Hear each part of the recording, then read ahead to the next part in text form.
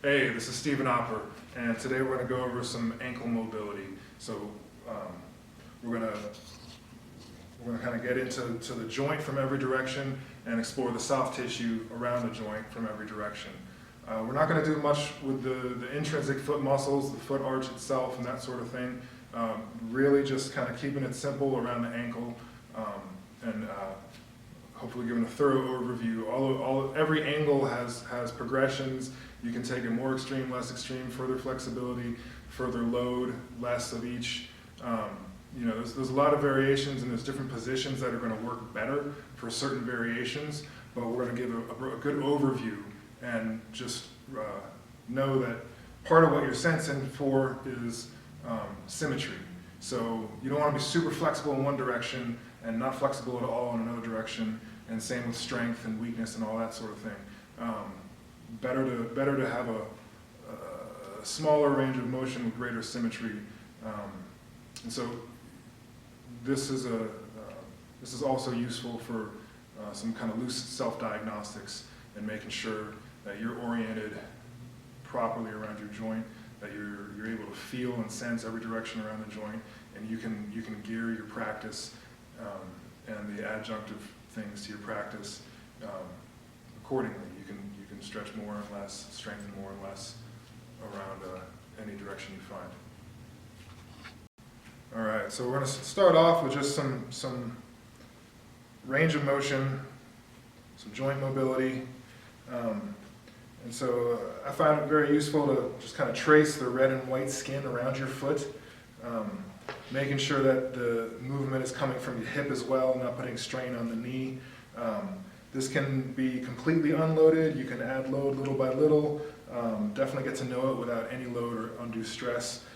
Just enough contact that you can use the ground as an actual anchor point and move your foot and ankle and everything above that around that anchor point. So as you notice, we're trying to keep the shape rounded, but it's not a particularly round shape. It's certainly not a circle. And what you're describing is the shape of the joint's range of motion. So get to know the shape, look at the shape, feel for the shape. As a rule of thumb, it's sort of triangular. 1 point behind the big toe, 1 point behind the little toe, 1 point behind the heel. And so you just kind of make that triangle have rounded tips. And then we can start exploring the foot and the various ranges of motion. And start isolating. So often for the back of the foot there, calf muscles, those are, most people know something to do for those. You can put them up against a prop if you need to. You can go from the hip or keep the hip out of it. But elevate the balls of your toes. Hanging from a staircase is great for this. And you just shift weight onto it, lean into it little by little as you need to. But one key point I just wanted to bring up is there are two sets of large muscles. One crosses the knee, one does not cross the knee. So it is important to actually free up restrictions in the back of the ankle joint. You need to work with it, sometimes with the knee straight and sometimes with the knee bent, so you can access the deeper layers.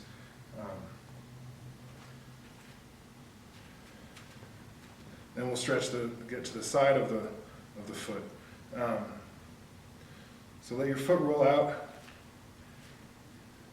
keeping as much weight off of your bent foot as you need. Go find where it's comfortable. And then you can begin to add load. You can add some of your weight back onto that foot. You can start to turn against the foot.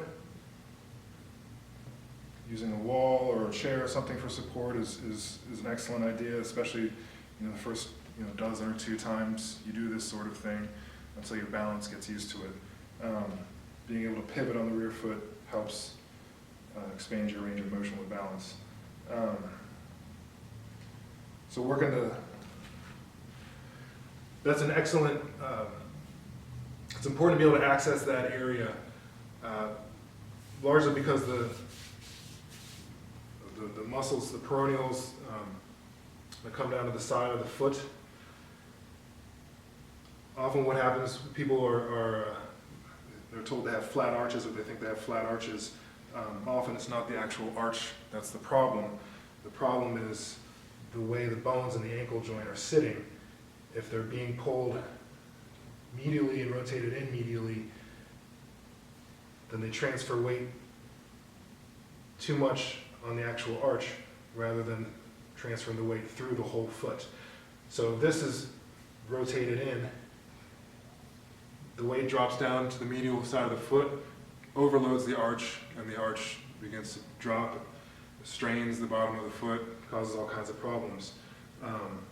One of the keys to unlocking that, sometimes it's the most important, sometimes it's the lesser important, but one of the keys to unlocking that is to get all the peroneal muscles on the side of the foot unlocked so that the tibia actually can rotate back and drop its weight easier through the subtalar joint into the foot.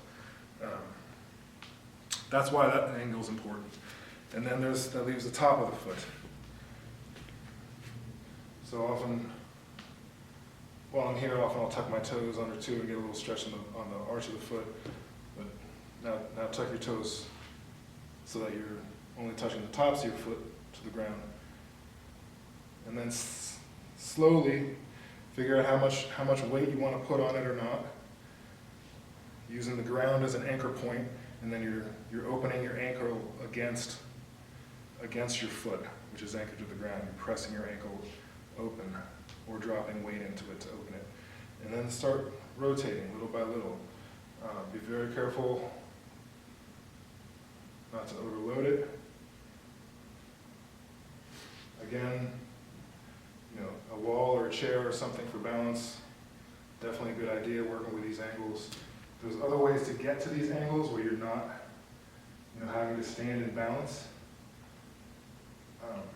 We can show some of those later, but as an orientation, as a map around the ankle, I find standing and working one leg at a time is the clearest way to actually feel how it's all connected and how each angle and each vector relates to each other. But again, make sure there's no feeling of bones being compressed into each other. Make sure there's no feeling of anything being overstretched beyond its comfort zone. You want it to feel alive and more alive.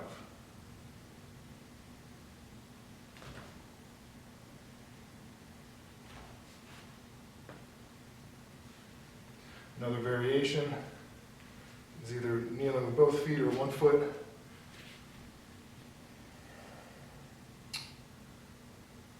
So if they're open enough, this takes a little bit more flexibility and a little bit more strength. But we're going to have to actually shift our weight back. I'm doing both ankles at once right now. But so now my whole body weight is coming through my ankles to assist in the stretch.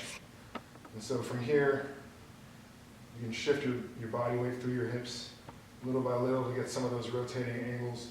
There's fewer angles you can get from this position, and then you have to shift to another position. But this is one of the steps in the process. Obviously, you can also, how far back you go or how close in you go is going to shift the area on the front of the ankle that's getting the most attention and being kind of forced open. All right, well that's all for now. Thank you very much.